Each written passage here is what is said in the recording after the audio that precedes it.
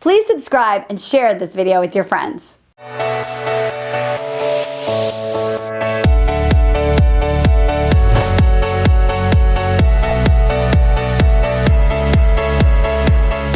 Hey, it's Marni Battista in the dating den with you today, and I have a really important topic to discuss with the lovely. Can you say a man is lovely? I think you're lovely. Well, I'll take it. I think he's lovely. He's got really good eyes. His name is Corey Jenkins. Hi, everyone. So today's topic is, I'm feeling a little slap happy today. All right, good. I like that. Yeah, so can you be friends with your ex-lover? That's such an interesting question. Your lovers.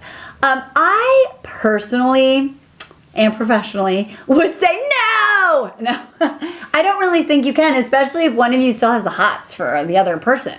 I'm trying to think of a situation where it would work out. So it's almost as if I want to turn around to you and say, can you? I can only share my experience. I can. That for me, anyone who's an ex, there's a reason that they're an ex. So unless we're going to break it down to some really minute things, I think it's really, really challenging. And you're right. If you have the hots for them, or I think more generally speaking, you kind of just have to look at it and go, why is it that you think you need to maintain that relationship? If there's a legitimate reason, or there's something about it that's going to make that valuable to both of your lives, great. I would question, is it coming from an attachment issue? Is it coming from something just very difficult to end a relationship? So here's the thing. I think people rationalize some really stealthy hiding around why you should be friends with your ex. So one is maybe you have kids together. Oh, that's a whole different thing. Okay, but so really though, you're co-parenting, you're co-man. It's a business called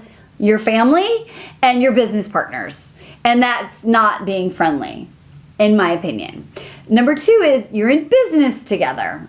Again, it's a business partnership, and so really, what is your energy that is enmeshed that could be romantic? Because let me ask you this. Let's say you're single, which you are, and you're dating, and you meet this woman, and she's really awesome, but she's working with her ex-husband, and they're traveling together for work, and you see pictures of them on Facebook for their work, and they're always together, and she's like, no, we're just friends. Like, how does that make you feel as like a suitor? No, that's a really good spin on the subject because it really does personalize it.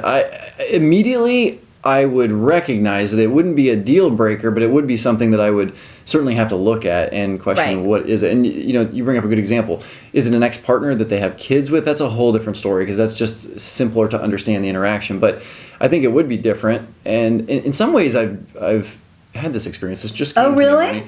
Yeah, actually, a woman I had a very serious relationship with.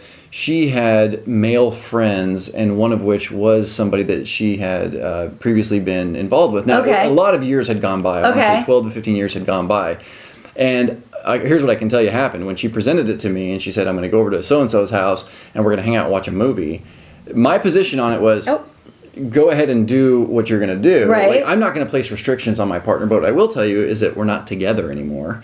And I'm not saying that ended it, but that type of behavior was something that I just needed to know more about. And in the end, as I look back, I think that the fact that she wanted to spend time with this person indicated that her connection with me was dithering at the most. Yeah, so, I would be like, why do you want to go hang out with your ex? It's weird. My husband isn't friends with his ex-wife, but they've known each other for a million years, and every once in a while they run into each other at the coffee shop. And I am a very emotionally aware woman, and still I'm like, what?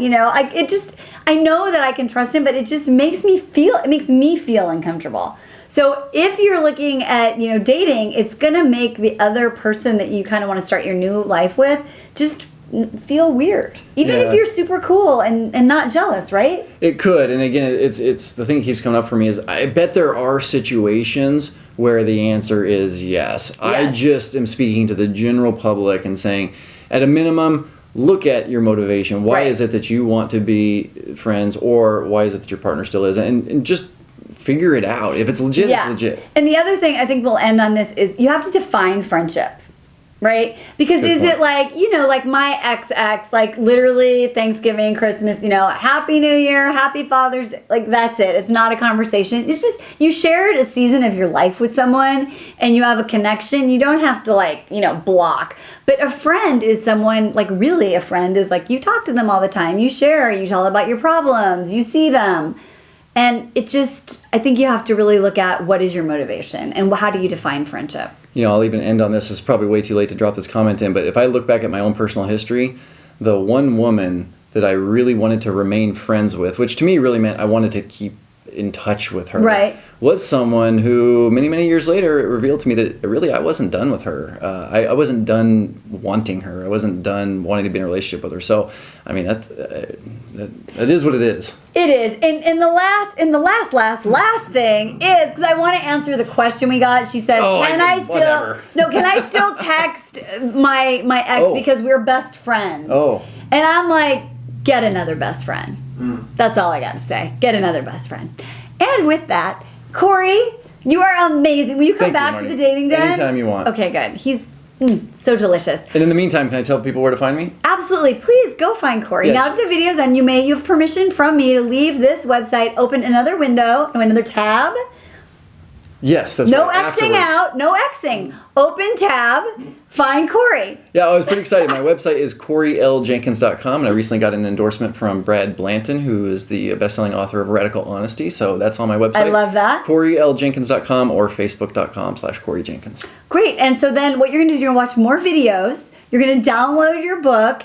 And then if you want to go on Instagram and see pictures of me, you can go to @Marni Battista on Instagram, or you can go to @datingwithdignity on Instagram. We have lots of little Marni quotes and cool things. And it's just like you'll be scrolling through there looking at food. And then you'll get a quote and you'll feel super stoked. All right, thanks for watching. We'll see y'all soon. Mwah, bye. Hey, it's Marni Battista, and thanks so much for watching The Dating Den. If you want to become a binge watcher, which I highly recommend, subscribe so that you don't miss out on any of the latest dating tips, and get a whole community of women who are doing the Dating Den thing by sharing this video with your friends. I have a free gift for you for watching The Dating Den, and that is our book, Becoming Irresistible. You'll learn how to get a man to pursue you, adore you, and commit to you for life. So click the link below and get started on your journey to find love now.